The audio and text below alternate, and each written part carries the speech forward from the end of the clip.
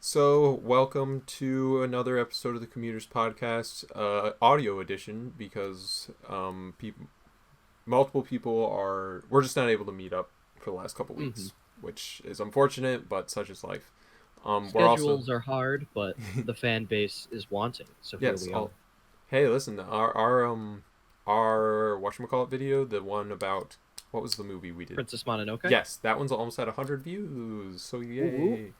Um, But anyways, Whoa. Will's not here. He couldn't be here in person, or he couldn't be here in audio either. Um, Poor boy, he will be Poor boy. missed. R.I.P. I guess Will's channel now will just be taken by silence. R.I.P. Right in pepperoni.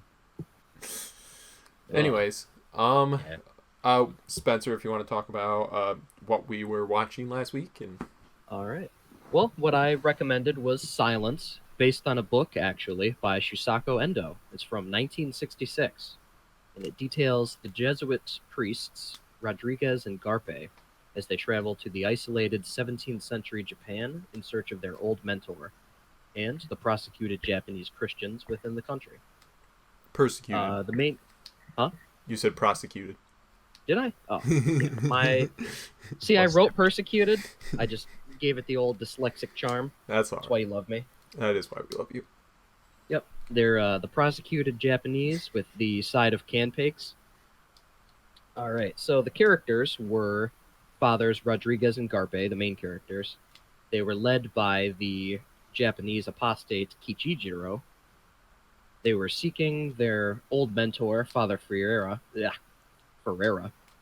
who apostatized, and they were hunted Hey, what? down. Hey, that's a That spoiler. is a spoiler. That you don't know Well, that until the end of the movie, even though it's obviously implied. But Yeah. They say it just- in the first line of the movie.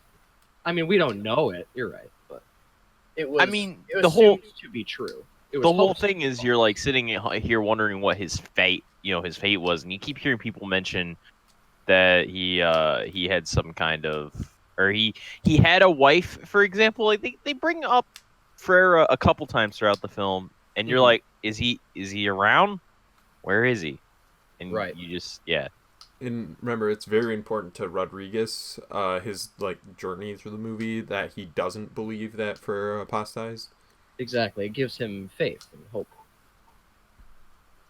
And What then the very last character, who I argue is second only to Rodriguez, was Inquisitor Inoue. Yeah, He was the whole driving force behind this persecution and the absolute awful torture that a lot of these Christians had to undergo. he's the antagonist of the film. Correct. he's the very eloquent old man. Yeah, I thought that was a good Analogy. move on their part. What was it? Yeah. I was saying that his analogies always really got me going. I was like, this guy is probably my favorite part of the movie, because whenever he's on, he's definitely like, I don't mind Garfield's performance, but every time the Inquisitor was on screen, Mhm. I always got this weird uncanny valley that made me dislike him. But I was like, but it's compelling to find out what his perspective is. Exactly. I think it was from a religious standpoint, it was really well done because obviously they were trying to make Inoue out to be a very devilish, evil character. But what was arguably even more sinister was the fact that he was so innocent and well-spoken and old. He was a feeble old man Yeah. committing these atrocities. So every time he spoke, like you said, his analogies always made a lot of sense, and he was very persuasive and charismatic, and he held a lot of presence, which is what made him all the more, deceiving and dangerous to Rodriguez and the Christians of the island. Yeah, Because he was so good at his job. He, well, I like kind of the twist because they have Rodriguez there. Like, you see him, the Inquisitor, a few times, but you don't know who he is. You're just like, oh, he's a Japanese Right. higher up. And then when they get Rodriguez to whatever that city was called in Japan, and they have him captured. He I'm trying to I remember. believe it was Nagasaki. Oh, Yeah, it was Nagasaki. Yep. And anyway, so they have him, and he's like, "Well, I'm tired of you guys just like yanking my chain or whatever. Just bring out the Inquisitor. Bring your worst." And he's like, they're laughing, and he's just sitting right there in front of him. He's like, "Well, who do you think I am?" And Exactly. I like that kind of reveal. He's just like this. He's not that physically imposing. He's just this older man. Right, and that kind of served to further jar and kind of sow unrest in Rodriguez, because he was expecting this romantic kind of, or at least romanticized battle of faith between, the heretic Inoue trying to convert Christians and his own stalwart faith. He was drawing a lot of conclusions and comparisons between himself and Jesus the entire time, as he was administering prayer and being the new priest of that village that he landed in originally. I'm glad you brought up that how he starts to. It's almost like the film itself even implies that he's viewing himself as almost like a not necessarily a 1-to-1, but he like kind He of was, is. Yeah, he was making himself out to be like Jesus. He was. I found I found a lot of irony in that, considering by the end of the film, the fact that he very much doesn't stay that kind of individual. He doesn't Right. represent that quite as much towards the end. He experienced the romantic portion of what it is to kind of make that comparison, but once he really, really started following, in my opinion, the path of someone like Jesus, someone who suffers and undergoes extreme trials and punishment for their faith, that's when his faith really begins to falter, but that's when the comparisons can really, in my opinion, start to be made. Yeah, also, I mean, like, I don't think it's way too subtle, because Andrew Garfield looks like Jesus in this movie, especially as the movie goes on. Like, his hair gets all disheveled, and he's got the beard going on, and like, he just looks more and more like Jesus up until the point. I mean, and we've already. Do you remember? Oops, sorry. I was gonna say he looks like Jesus up until the point when he gets when at the end it happens, like, spoilers for the whole movie because we're just gonna go over everything. But when he apostatizes at the end, and then he just like falls into the same thing as Ferreira, where he becomes an apostate priest and he shaves and he looks more like a Japanese now and doesn't really look like Jesus at all or have anything that represents Jesus. That scene right there is my favorite shot of the entire movie, which, by the way, is absolutely cinematically beautiful. As he falls to his knees and he's asking for God's, last interjection in the matter after 2 hours of religious silence. Do you remember the scene right before he set out on his journey where he talked about how full of love and adoration he was for Jesus Christ, and he could see his face, and it just cut to a picture of Jesus in a painting? Did you notice it was the exact same cropping and kind of framing when he's looking into his own reflection in the puddle, staring down at the ground? Yeah. That's my favorite shot in the whole movie. I think that was one of the... I'm glad you bring up shots, because me and Basil talked about it a little bit last week when we re-recorded part of when we had to re-record our verdicts for Indiana Jones. And when it comes to this movie, I think the shots, there are a lot of really beautiful ones. I actually will say, though, I think this movie's kind of static with a lot of it. I think a lot of more the backdrop and the location is what holds it up. I don't think the actual shots themselves are always that interesting. That one you gave is especially. Well, I can agree to an extent. Here's the thing about this movie: is it's very long and there is a lot of shots. I think there's quite a few decent ones. Like, I think in the beginning of the movie, especially like when they first get to Japan and they're like, it's rainy and stuff, and there's like these farmers and there's a few really nice shots, especially in the rain, that like when they focus on like the roof of a house and it's kind of raining in the distance, and there's a few like really nice ones like that. But I do think as it kind of goes on, it doesn't keep up the level. Like, it's a very, very long movie, and there's just like towards the second half, it feels like a lot of like way less interesting shots than what they started, because like you had these beautiful locales and these also dreary, you had a nice mix of kind of having everything set up for the atmosphere that you're going for, and then towards the end, like it's clearly more focused on just shooting characters, Yeah. which I think I get why, and it makes sense, but it does show up.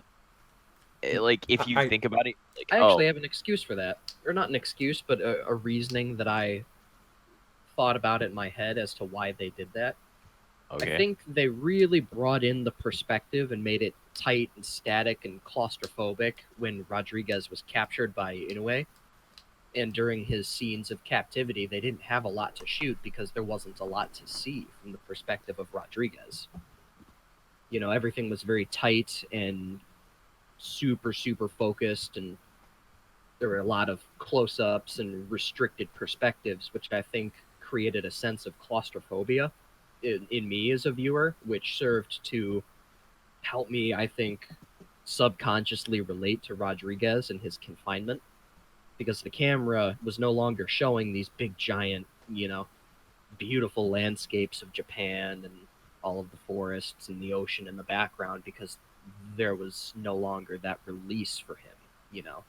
Even in the scenes before when they were hiding him up in the charcoal house in the mountains, you know, those shots Yeah. were very static and blasé, because so was their life. You know, with only when they persuaded each other through sheer, you know, stir craziness to go outside in the face of danger just to enjoy some sunlight, that's when we were once again greeted to these beautiful shots of Japan.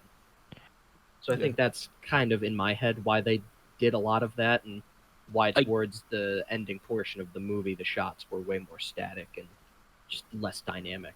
I have no problem with that choice towards the second half. I'm just saying it is a thing that like the shots get less Absolutely. I don't want to say entertaining, because like I guess the shots get more, or they stay thematic, which is good, but I guess it becomes a little more simple, and I find that kind of dull.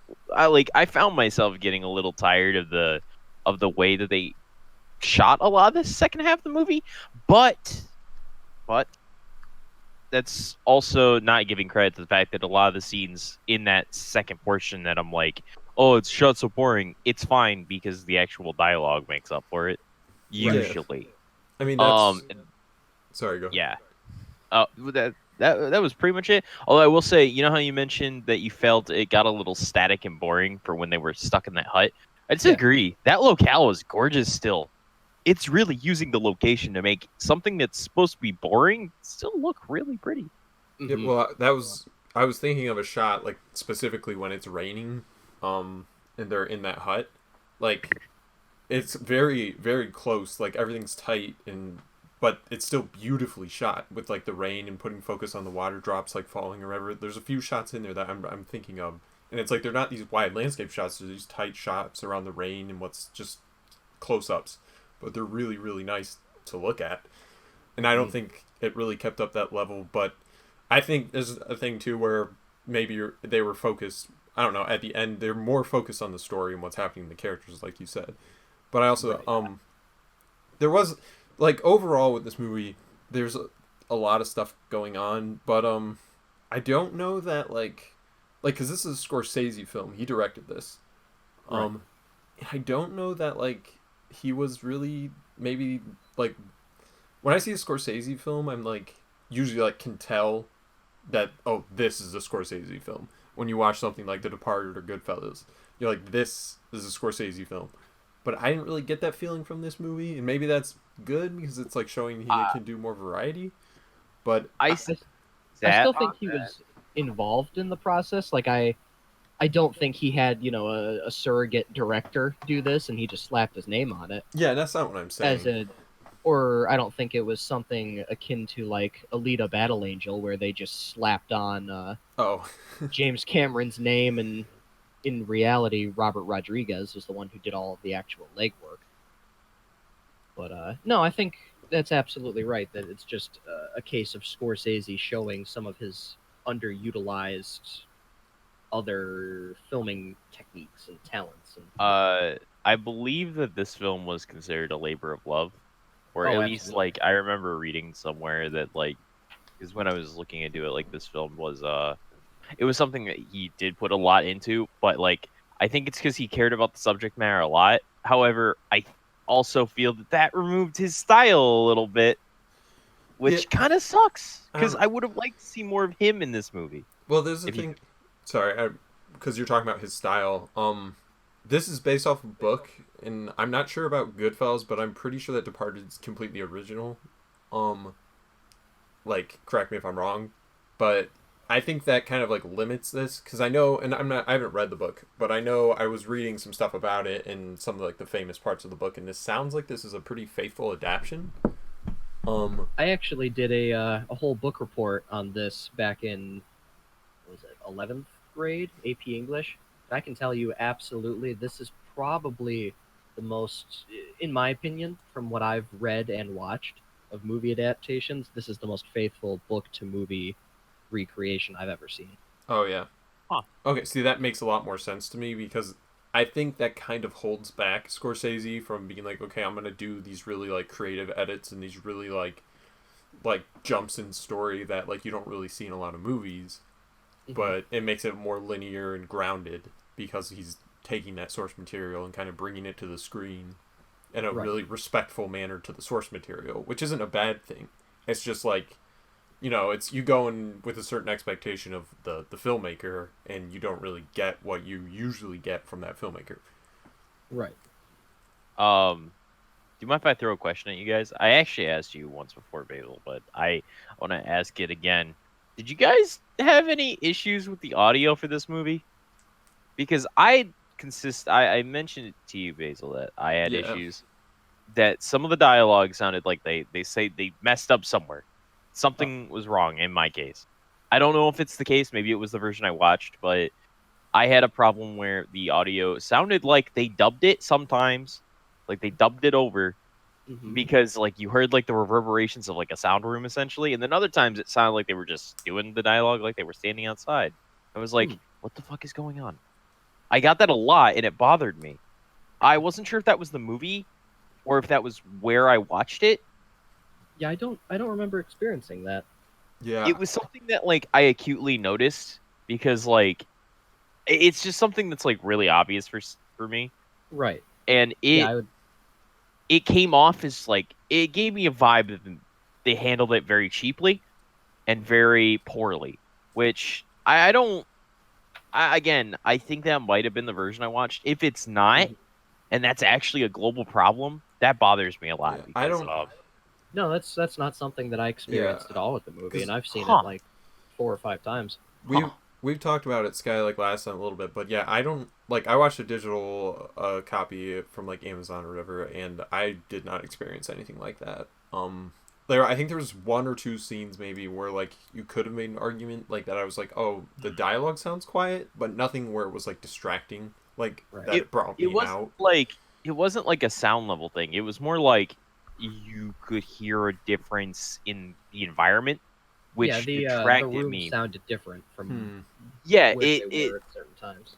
exactly. And when I hear that, it detracts really hard because it really does feel like someone dubbed over someone talking. And I was like, what? Yeah, Why are you doing that? yeah, I wonder that Again, I'm gonna put that in my like category. I'm gonna put that over. Well, I was gonna put that in a negative. I'm gonna be like, that's a something, and maybe I'll need to look into that sometime. Hmm. But let's talk about our boy for Razoglu. Ferrera? actually actually let's just talk about our three priests because we got three very different people. Hmm. And two of them are not in this movie. Oh. I'm sorry, it bothers the shit out of me when movies do this and they make a big deal about their casting. Hmm. I know from the very opening, you can tell they're like leveraging that they have like a fantastic cast: Right. Liam Neeson, Yeah, Garfield, and Liam Neeson was a cameo at best. Oh yeah.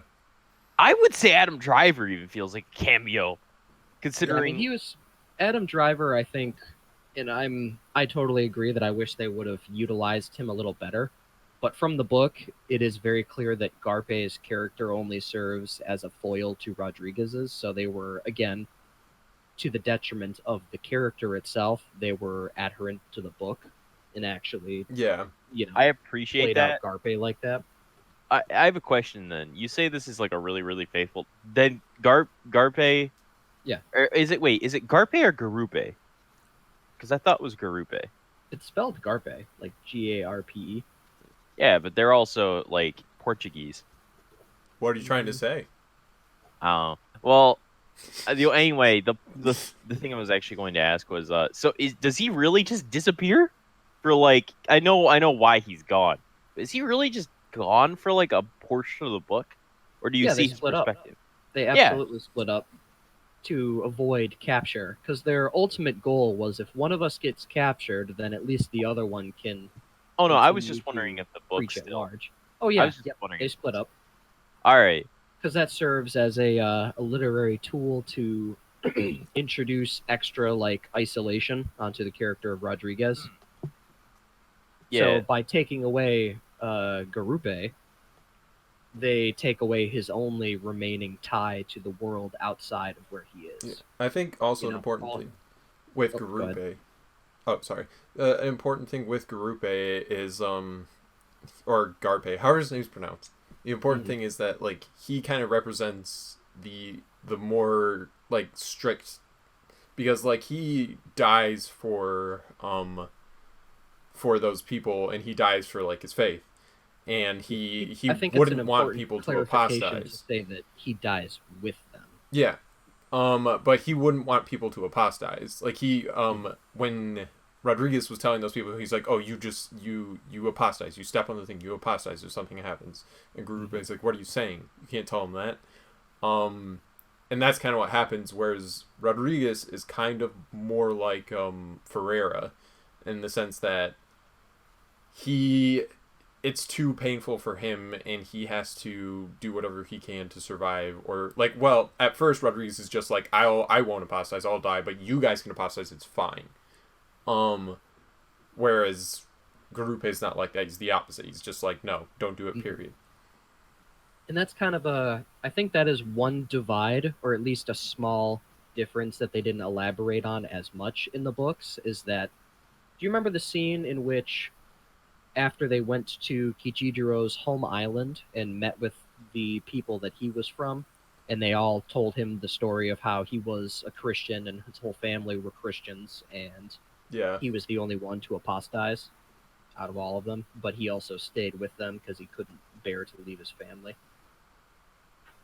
I think in the books, there was definitely a lot of internal turmoil with Rodriguez's character as to whether or not he could, in just good faith of himself, try and, listen to the confessional of this man and absolve him of his sins and attempt to save him when he apostatized and all of that. But throughout the entire confessional and hearing his story, he actually does come around onto the concept.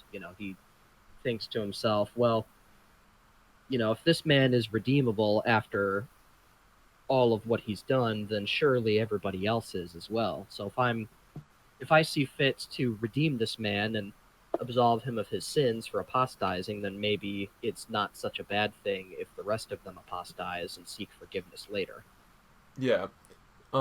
See, it does come down to like a funny thing, and like this is like, so I mean, this is about Catholics, and I am Catholic, and like there's certain they're pretty like, because they're adapting the book written by Catholic persons, and it's pretty like on point as far as how the religion, like, kind of some of the beliefs. The thing that kind of made me laugh though is how's his name pronounced? The guy who was Kichijiro.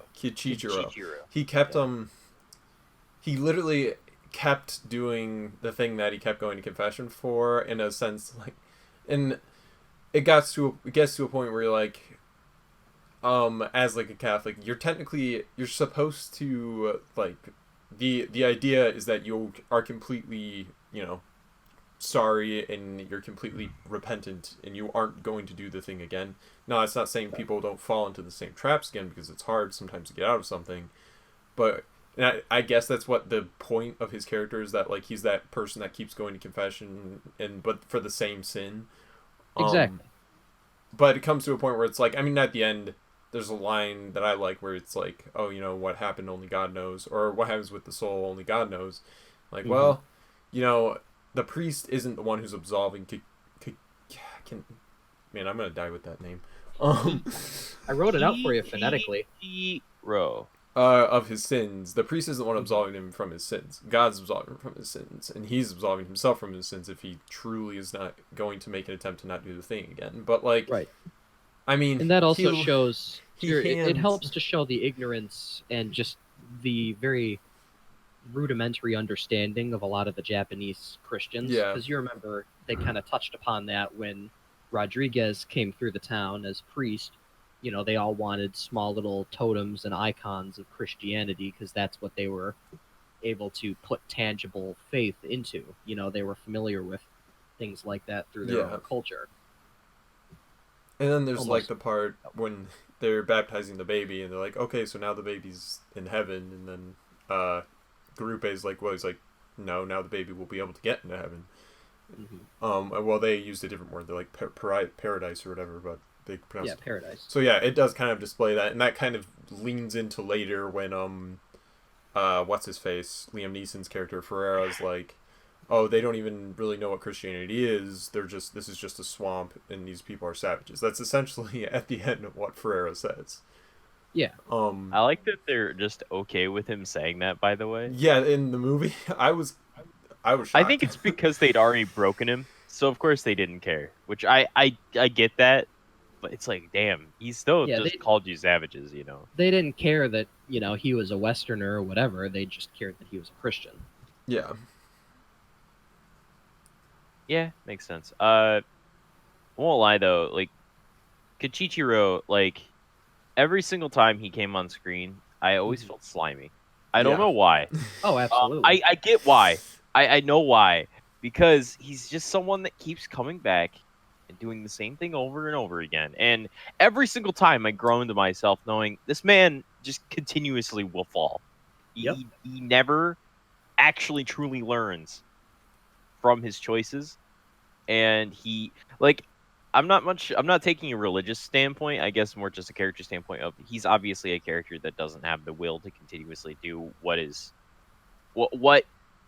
others would consider as right in this situation, and it stays through the whole film, and never once does he change, even to the point where it could potentially get Rodriguez's character punished. It's a lot worse than that.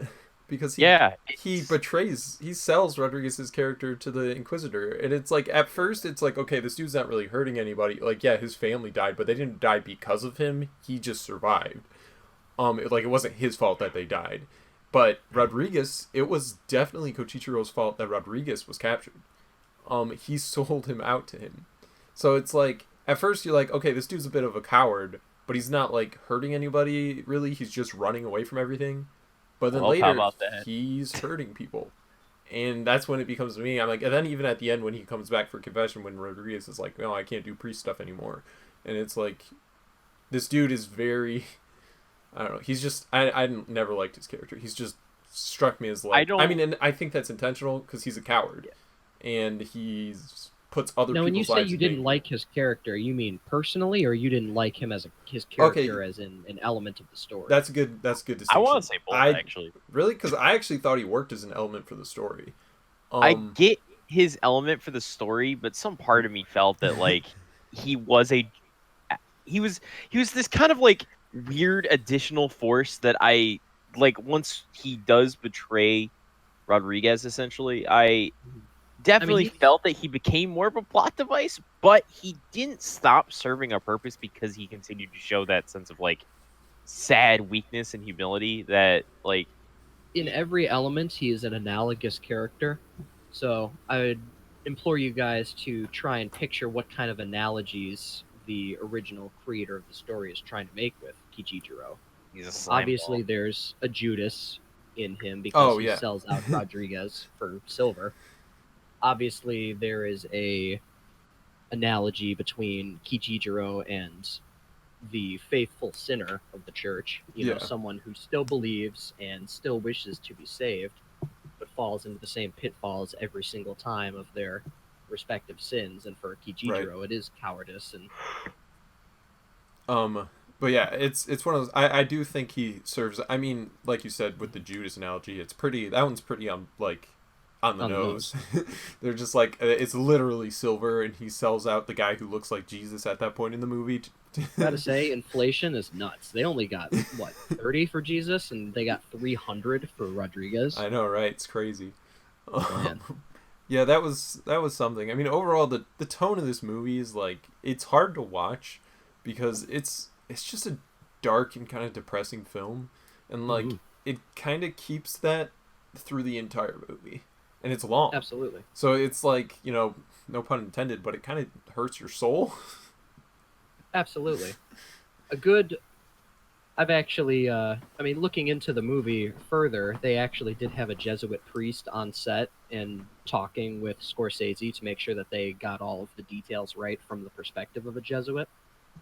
His name was Reverend James Martin, and he is the editor at large of the Jesuit Magazine of America. uh, He had a good quote that I really, really felt sums up the movie in a whole, just one of the main motifs. He said, "This movie is hard for religious people because it subverts some of the genres of religious movies. It's hard for non-religious people to watch it because it demands that you see everyone's faith with complexity. This isn't the fake spirituality of if you believe in God, everything turns out great. This movie says you can believe in God, but bad things might still happen. And then it asks, what do you do with that faith?"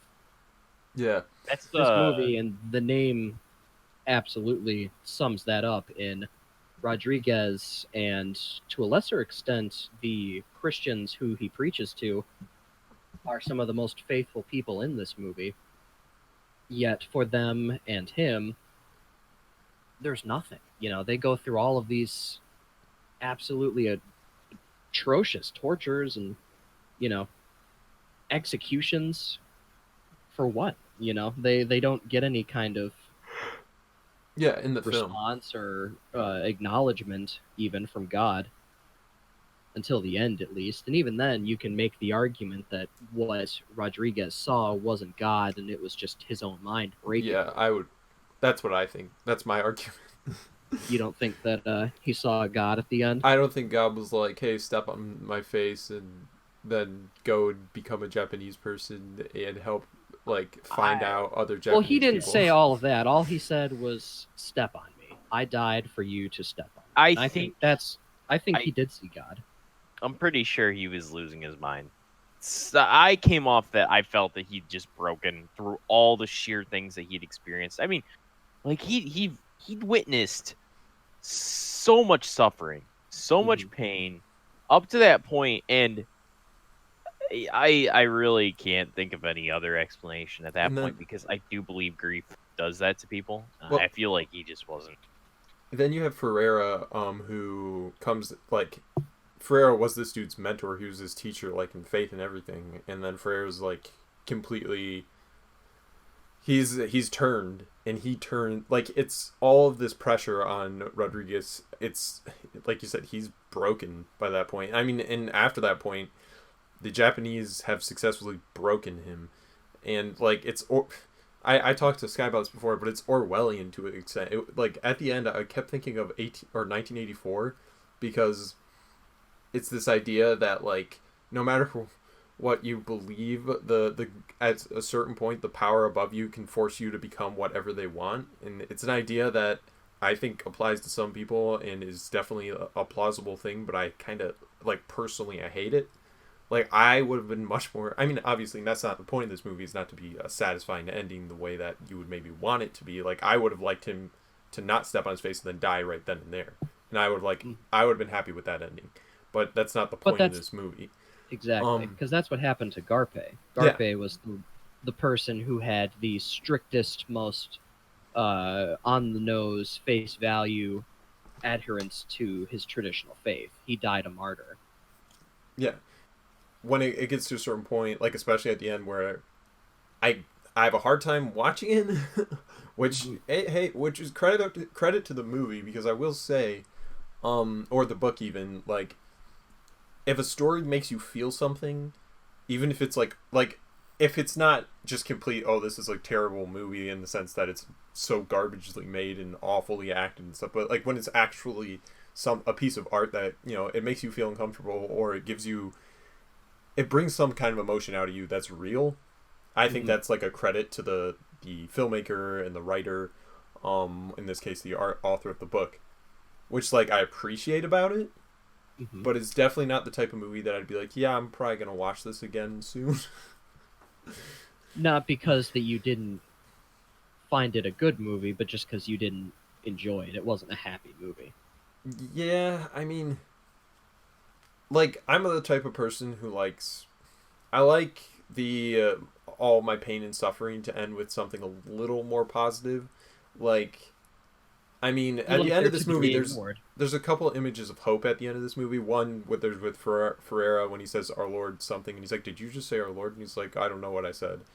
And he's Mhm. like, and then he dies shortly after that. And you're like, "Oh, okay, so like he still believed." And then at the end, what's Right. with Rodriguez having the Yeah. cross in his hand with a very Yeah. They talk about Rodriguez being buried a Buddhist, but having the crucifix hidden away. yeah, and that shot at the end, which is an amazing shot where it goes all the way Mhm. in on the cross. Um, that was nice. And like I said before, I like the ambiguity because like within Catholicism, it's really like even though like way back in the day there were popes or whatever who were like, oh yeah, we'll sell you indulgences and stuff, but it's like that's not. It's up to God in the end. So it's like that I liked that about it.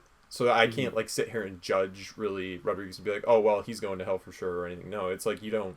The dude wasn't necessarily doing anything really really wrong. And there was an argument made that I put the majority of my eggs in this basket. I think this is the most, you know, credible argument that I've seen to the opinion that it was God. That in the Jesuit faith, there are the 3 degrees of humility. The third degree being when God calls upon you to do something that seems, ridiculous or uh, damning or, fatal to everyone around you, but it is the right thing to do, and it's the thing that God has compelled you to do. The comparison being to Jesus accepting his crucifixion, even though all of his disciples were horrified.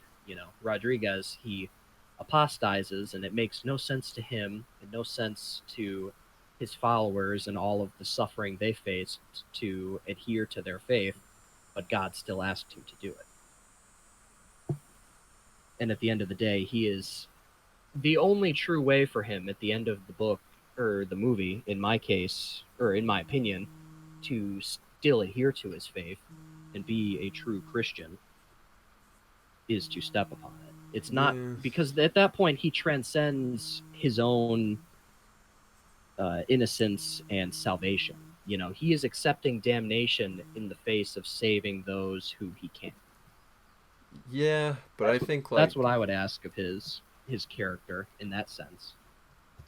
I don't know, like I get that. I don't really agree with that, You don't agree, but but I get where you're coming from. mhm, Which I think is it's I there's a very honest like expression in this story, which I like. mhm.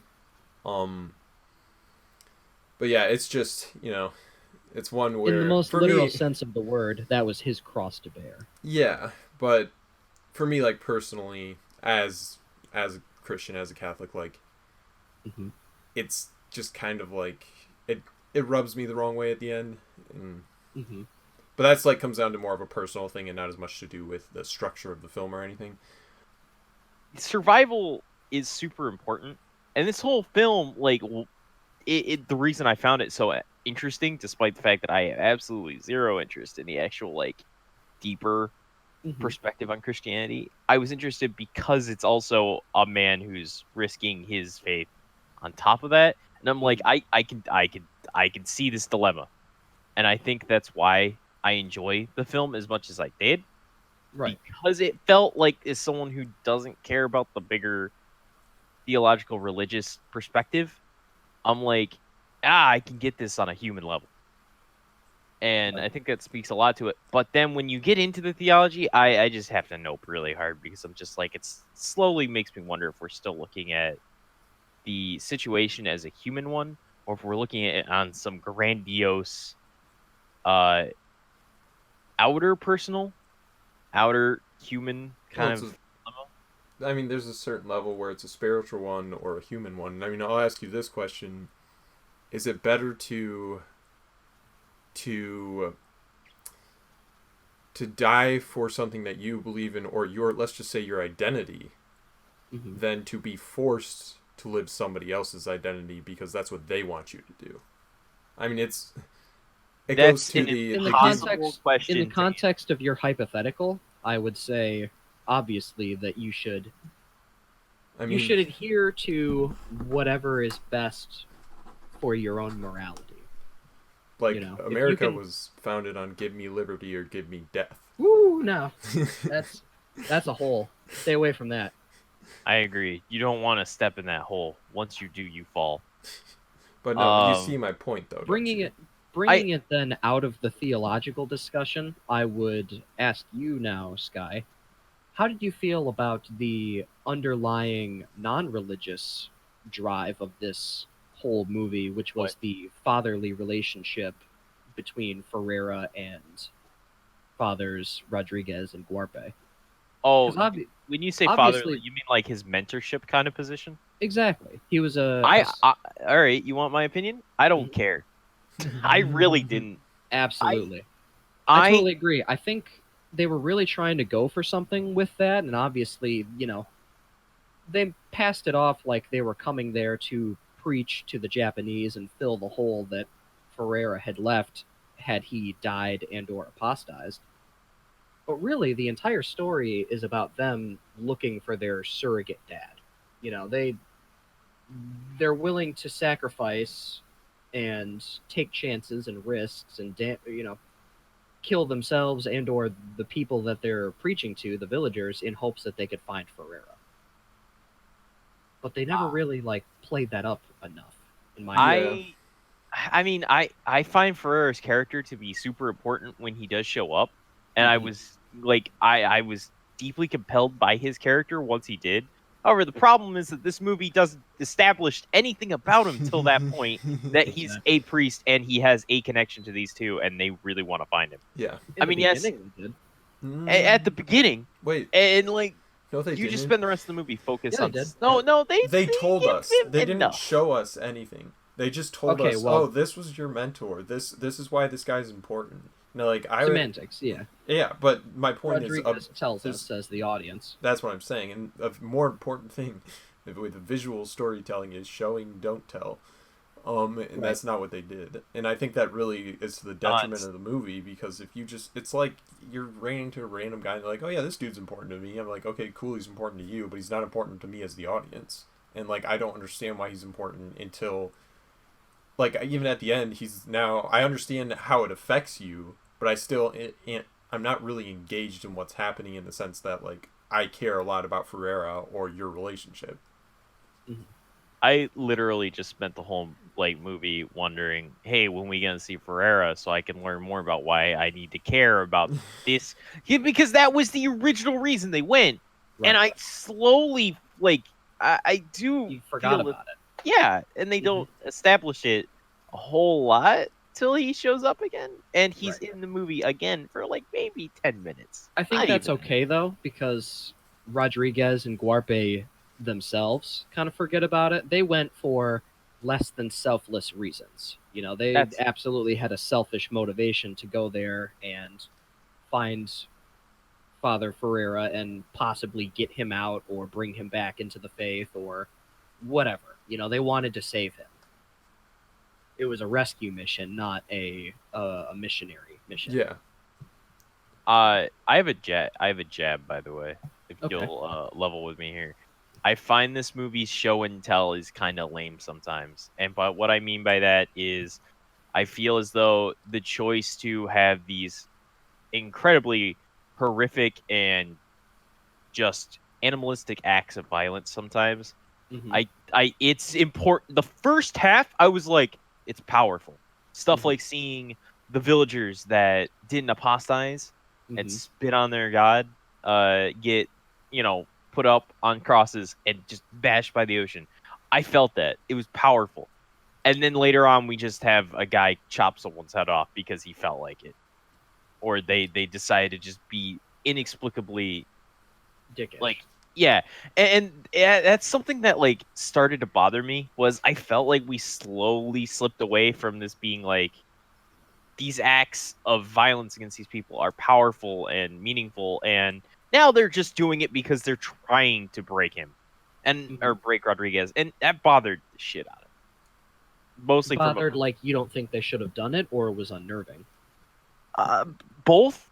Well, How do I explain do you this? mean from like a move, the perspective of filmmaking where you're like, oh, before you see all this, like you see like up close these horrific acts of violence of people dying, and then at the end it's kind of like, I mean, like you said, they chop off that dude's head, and it like doesn't really show much, and then they're hanging the It people also upside just down, kind and of you just hear just their screams, and that's it. You just hear their screams. well, it's still very graphic because you also got to remember Ferrer described to us that experience, Oh yeah, so that's we can true. only immediately no. I It's not a matter of you didn't show enough. It's a matter of I just feel like you started throwing a lot of it at us for no reason. I didn't need you to chop off that guy's head for no reason. I I felt if you I'm trying to describe why I felt this way. I guess it's more like I just slowly was falling out of the like, yeah, horrific acts to showcase how this battle between separate beliefs is established. It's more like now I just wonder if you're just doing horrific acts to both shock both us, the audience, and Rodriguez. Well, that's As a, what they were doing. They were just trying to break Rodriguez. yeah, but I guess I'm just saying that it kind of comes off as a little. Then again, the novel probably. Does the novel treat this like a slightly more, how do I put it? Not like shock value, but do you know what I mean, Spencer? To make it meaningful, they Yeah, like treat it as shock value, but the shock value is meaningful. I I It's I think meaningful in the way that it's like Basil said, it is supposed to shock Rodriguez, and it's supposed to be the heroes watching innocent bystanders get killed, and he has to present himself and confront the villain at a place and choosing not of his own. I Basically, he has to present himself and be vulnerable, or else other people are going to get hurt, yeah, and that's the purpose of that killing. I still think it was with purpose, and it served a purpose in the I plot and narrative. I guess I'm saying that I feel it had purpose most of the time, but there's like one or two moments where I felt it lost its purpose. Okay. That's all. Like I think the last scene when he apostatizes and you see the people hung up and you already know what's going on. That scene, like I felt the physical discomfort because I thought about like the torture method because of what we'd seen with, or from what Pereira described. And like I said, I still think that scene where the three villagers are strung up and getting bashed by the ocean is just like super powerful. Mm-hmm. Like that's the kind of stuff that I was like, it's horrific, it's sad, but it's also like, wow, it's humbling. It's got a lot of back to my bad for bringing it back to it, but it's got a lot of religious significance because they're getting washed upon over and over by these increasingly high tides, and it's kind of analogous for people washing against their faith and them being strong to the end. Well, yeah, I mean, Whereas also, the killing of the guy, the beheading, it's random and cruel and unusual, and it's also very quick and shocking. There's not really any opportunity for greater value or religious significance, which I think is what makes it so powerful. yeah, It was such a quick, meaningless death that Rodriguez can't help but think on that, dwell on it. yeah. I That guess wasn't And like, to your point on the religious significance, one of the people on the crosses he was singing a hymn up until the point he died. Like it's this, he's going to die, and this is his belief, and he's going to die for it, and he's okay with that. Like he's going to die singing with a smile on his face, on a cross, which is way more, like you said. Like the other thing's just a random act of violence. Even the ones like, which is more powerful when they're hanging them upside down, but it doesn't have anything really to do with their religion. right. It's just a method of torture. And I think that's kind of like separates some of the more like meaningful or impactful moments, is like when the torture has something to do with your religion, it makes it more meaningful or has more of an impact, at least to me. Mm-hmm.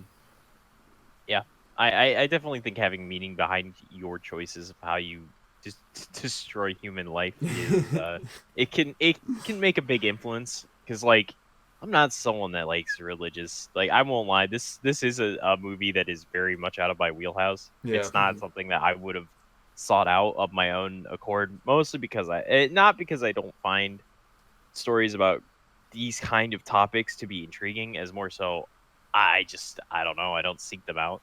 Yeah, no, But I like gotcha.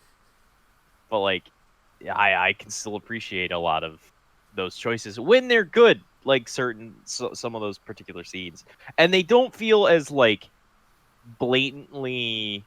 What's the word I'm looking for? It's like I wanted to say subtlety, but like it's not subtle. It's more like Honest, right? Like yeah, it's they're very not. honest, It's not which I cheesy. It's not like, oh, like preachy or something. It's just an honest depiction of like.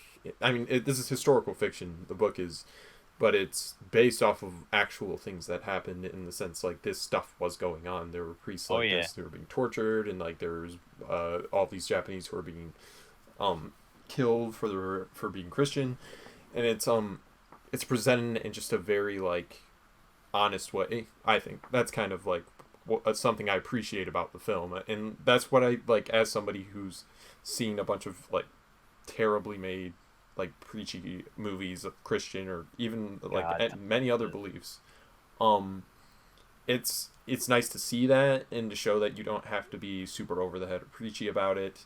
You can, if you present an honest story, it can have a lot more impact and can have somebody who's like maybe this isn't what they believe, like you said, it's out of your wheelhouse, but hey, you were able to finish the movie.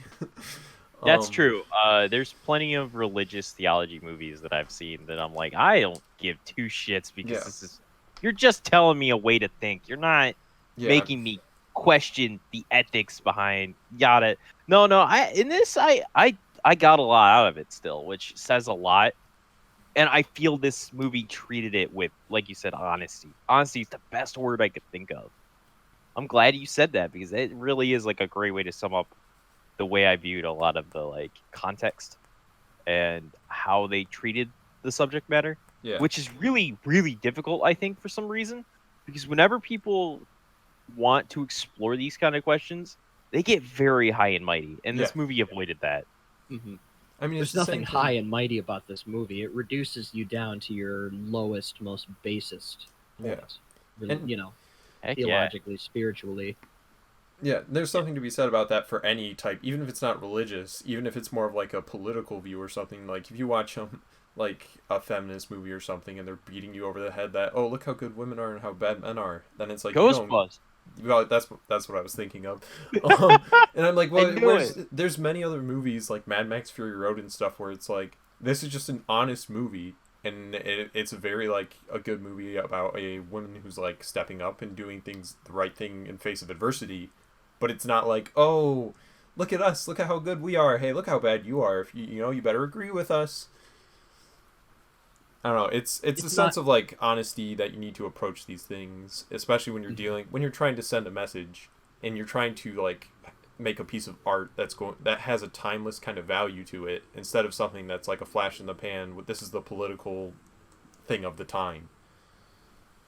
You know what I think really also worked well for this movie for me is the setting. Just it works considering Mhm. Japan is just such a it this time period for Japan was such a just it's a very bizarre and dark time for Japan. Mhm. At the same time as being very progressive because they're coming out of their warring period, Oh yeah, only Exactly. to like it's such a weird. Because It, I it was a period of great turmoil, I'd say, because everything was being reinvented. It was trying to be new and different well, I mean, because yeah. they were I, trying to modernize at the time while also ironically isolating themselves from the rest of the modern world. yeah, I find it funny that because he was talking about these like the a little bit of the stuff has to do with countries because there was like Portugal, England, Spain, France, or whatever. When he's talking about like the concubines, and I'm like, that's Hmm. like it's more of a national thing, and then the other dude's like, no, it's Christianity. Anyways, but my point is, the guy mentions Buddhism, and Buddhism's not a Japanese religion. It came from India. Um, Which, so I found that kind of funny, and I'm like, in the context of it, it's like, yeah, but you right now your religion isn't even a Japanese religion. I think it's because of Buddhists, like where it came from and what grounded it is Do you why. want to know why they were fine with Buddhism, but were distasteful and did not want Christianity to be practiced among the populace? Mhm. The difference in ideology and the way that you have to put up with suffering. Because in Buddhism, you're taught that the things that you undergo in this life are balanced by karma and will eventually come back around to either improve or damn you in your next life, whether or not your reincarnation is something better or worse than what you started off as. Whereas in Christianity, there's a lot of messaging and just kind of a general theme of Well, loyalty to God first, and you're yeah, suffering what do you, is not viewed bad in Christianity. It's actually a good thing because it helps to strengthen your soul and your character, and not to well, say it, not to be they're interpreted similar in that that you way, should but I'd just torture say that yourself or anything. But like if somebody is right. torturing you, or even just the hardships that you face in life, it's Mhm. it helps to make you a stronger person, and in Right, Christianity it helps to makes you strengthen your stronger, soul. but it also helps you to stand up, I would argue. And they didn't want their peasant class, the farmers, standing up and being strong. They wanted them weak and subjugatable, to where their faith would make them stronger. It would make them impervious to any kind of physical threats that could be made, because, like you were saying earlier, even if they threatened a farmer and his whole family with death and torture, a more devout Christian would say, "I'm not torturing my family. We're all going to go to paradise, and you can't force me to do anything. So do what you want." So Yeah. I would say that that's the reason why they were Why they really, really adamant against um, Christians at this time. I'm I'm surprised they never name dropped Shintoism. Like not even once. yeah. They mean, don't that even. yeah, I It's guess just it so, weirds me out that, like you said, Buddhism is kind of Mhm. like the central thing when it's like Japan also has Shintoism. I mean, They care about that too. Shintoism is it's that. And correct me if I'm wrong, but that is a Japanese religion straight from Japan. Like that's correct. Yeah, their that's native Yep. religion. in There's fact, Shinto Buddhism, which Yeah. is what they Yeah. meant when they said Buddhism in the movie. Because just flat out straight Buddhism, I don't really believe has ever been practiced in modern Japan. no, it has. It was They have straight, flat and they've Buddhism? also like not I was not under the like impression that it not during was. this time period. No, I don't think so. That's what I'm Or talking about. Like, go back to maybe 11th century Japan, and you would have had a lot more flat out regular Buddhists, but a big synthesis between their religions and helping Buddhism to spread amongst the Japanese populace was blending it with the Shinto Yeah. religion. Well, yeah. I mean, also getting into like theology and stuff. Buddhism's like not as much of a religion as a lot of other religions. It's more of like a philosophy and a way of life. So that it blends easily with religions. Like in India, I know that like there was other like Clip that, Basil, 2019. Buddhism isn't a real religion. that's that's not what I mean. Well, well, if you heard it, all right, It's I see how it because is. there's like some people even today who'll be like, well, you can be a Christian and a Buddhist, and it's like there's certain kind of like it has this interesting kind of. It's more of a way of life. Sometimes I don't necessarily like. It's an interesting You're thing. quoting who I think you're quoting. Who am I quoting? You know. I don't. But anyways, I don't want to get way too in the thing of theology or anything. But Regardless, I think that's why it blends easily with other religions. Where the fuck is the Shinto in this movie? He wants some it Shinto. really bothers the Give shit out him of me. some Shinto. Now, mind you, the only reason I say that is because it is a native religion to It's a Japan. native religion. It's a major religion, especially amongst all these like little mountain top small villages that they You're were in. telling me Nagasaki doesn't have a fucking Shinto shrine? Instead, they cremated Exactly. Yeah, I don't know. Sorry, that actually does bother me because I'm like, why? Is it because you're not going to like let him into your super stylish exclusive club called Shintoism? I don't know. It It's too bothers cool for them. thinking Right. about that bothered me because I felt like we weren't getting the full Japanese perspective. Actually, you know what? All right, I do have a major complaint then. I don't feel like we actually get to see the other side's religion as much as we hear about it, Absolutely. which is a real complaint I have because it gives us a lot to work with Christianity, which is good. But you don't give the other side enough besides saying, "Hey, they believe in it or they believe in some other thought Yeah, or theology." Right. It's it firmly a Christian movie and not a religion. A movie about religion. yeah. I mean, but it does it also does a thing where it kind of takes it for granted that you know what Buddhism is and like the beliefs. I mean, yeah, they explain it later in the movie. Like one of the guards, or whatever, kind of explains some of the Buddhist beliefs when they're Just at look that at the camp. cover of the book here. Oh, that's a wow. That's You a can't cover. argue that that's not a Christian book. Yeah, From well, the guy who cover wrote it alone. was a Catholic. Of I mean, course. He's just doing jumping jacks, man. I don't know what the problem is. Right. That's how he gets that swole bod in hey, those abs. you got them abs. Um, Mm-hmm. and it's a movie. That's what it is, and we watched it for the commuters on the podcast. Yeah, I think it's We soundly should probably wrap it up and Yeah. give our Verdicts. full verdict. Thank you. Who wants to go Verdict. first? Spencer, I think you should. You recommended it. Well, as the guy who recommended it and read the book and has watched it 4 or 5 times, I would say that I give it out of 10 a solid 7.5. I would say that where it really shines are the intimate moments between Rodriguez and himself or his Japanese congregation. As he's questioning not only his faith, but, just flat out human morality. He's looking for a father figure. He's been abandoned by a brother. He has no friends in a strange land. I mean, it's got all the trademarks of a true character arc and hero's journey. So it reads almost kind of like a one of the Greek epics almost, which I find, like you said earlier, really serves to give it kind of a timeless feel. But there are a lot of aspects to it that are ignored, either in the depth and complexity of Japan's culture, or a lot of the surrounding characters aren't fleshed out as well as I feel I would have liked them to be, just for the purpose of it being a book adaptation and the book only focusing on Rodriguez. But all in all, I would recommend watching it, and I've seen it more than once just because I really like watching the cinematography of it. It's not a fun movie, but I'd say it's an important one. Okay, that's Okay. pretty succinct and to the point. I like it.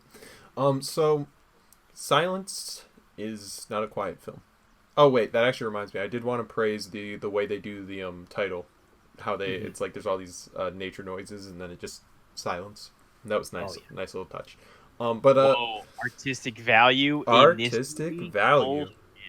Oh, Anyways, I enjoyed a lot of stuff in it. As somebody who's watching this from a Catholic background and a Christian perspective, I know that my viewing experience is going to be a lot different than your guys, and a little more, I don't know, personal. Like the movie kind of affects me on a very personal level. I like a lot of the cinematography. I do think it kind of wavers near the second half of the movie, but I thought the performances were all, for the most part, pretty strong. I do think Liam Neeson kind of is just doing his shtick in it, of like, oh, I'm an imposing mentor figure who's now bad but not bad, a la Ra's al Ghul. But yeah, I mean, I didn't think about that, but you're very wow. but yeah, I think that the movie on its own, like beside my personal kind of feelings towards it, it does stand as a very well made film. It's for the most part very well told. I think you're 7.5, 8, something around there, probably 7.5. Maybe a 7. It's higher than a 7, lower than 8. But the point is, I don't think I'd watch it again. I like unless I was maybe recommending it to somebody who's like studying that time or something, or maybe somebody who wanted kind of a more insight into the belief structure of like something that's a Christian movie but not preachy, but kind of just looks at the world through a very very like real and honest lens. Mm-hmm.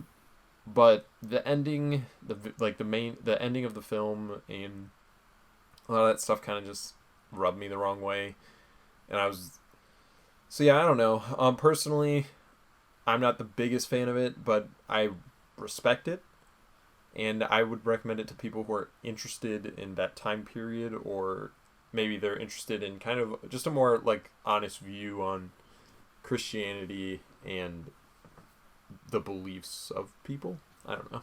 It's hard to kind of like sum this one up. Mm-hmm. But yeah, that's kind of where I stand on it. Okay. Okay. Uh, so as someone who comes from it with a not religious perspective in any sort of way, and I just watched it because you recommended it, I was like, Right. this will be heavy. This is gonna be a heavy movie. It was. I didn't dislike it, but I have to say that it's definitely not one I'm ever gonna go back to watch again. Mostly Mhm. not because it's a bad movie, mind you. That's not my way of saying, "Oh, I thought this was abysmal." Look, I watched shitty shark movies yesterday. I experienced actual bad films. This is it's a good film, but it's one that like I'm never going to say, "Hey, this is a great movie. Let's watch it." Like Right. active, if you get what I mean. Get Oof, some of the like I did. boys and have some beers. Let's It's crap open a brewski yeah. Go crack open a brewski. Let's talk about theology and religious background. and watch people get tortured. I mean, there's a lot of good movie here, and I do think it is worth watching. But it's also a movie I will say I'm never going to recommend watching at the same time. Does that make Mhm. sense? Yeah, I'm I not understand that. I'm not someone who can actively say from my perspective, this is a movie you must see. It's more like this is a movie that if you see, you will not be disappointed. Yeah. Unless you have unless you're like religious like perspective, it clouds your ability to see the rest of the film, which for some people it can. Yeah. I'm not saying that's a bad thing. You believe in something, and that's really important, I think, because we all need something. But A little something. yeah, I'd say can I have like somewhere between go watch it and I don't know. Like I'm a real I don't know with this one. It's a good movie though. Mhm. It's definitely well made. I just wish Scorsese had more to work with here Oh from yeah. his own thing. Like if I watch Scorsese, I'm watching it for him because he has a style, and Yeah. I respect what he did here, but I think it held him back. Yeah, I don't know. Which It's a thing where you go to a certain director, like especially now when we're kind of at a point where there's very few like auteur directors left, that kind of just stand out, you and only you want to Ryan. see them, in like even if it's them and they're like, oh, I'm gonna make a movie that's based off a book or something, and it's gonna be very by a book. You can lose a lot of the director's voice in that, and that's not necessarily a bad thing, especially when it's like this where it's very competently made and it's very like impressively like there's no holds barred with it. It's not just some lazy like, oh, I just took the book and put it on screen. But it does, you lose a little voice of the director when you're more focused on the voice of the author. Yeah, I think that's my like one of those things. But at the end of the day, uh, that's it. That's all I got. Mhm. Is I don't know. I don't know if I recommend this or not because it's just a weird movie for me. I think it just shows that I'm not big brain enough It's to because recommend like it's just higher because concepts. you're a bigot, right? Because you hate Yeah, all you're right. religious Oh. people. I hate all religions, Yep, all religious peoples.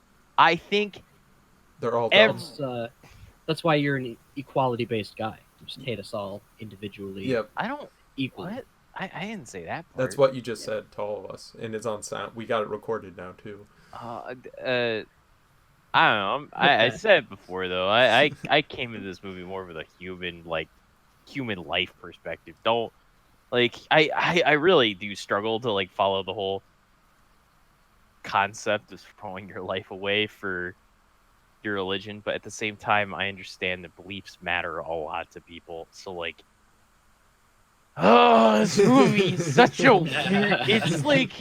It's like putting me at like. I hate to say it, if this was a different conversation, I feel like I'd be literally standing on like a waveboard in the middle of the ocean, and like if I say the wrong thing, the board explodes. That's where I fall right now. All right. That's the number one reason why I like this movie is there really is no wrong thing to say in the Nah, argument. there is a wrong thing to say. Christianity sucks. Oh man, there it comes. I knew it. That's what he wanted to say. But also Japanese people suck. Oh man, It did for a lot of people.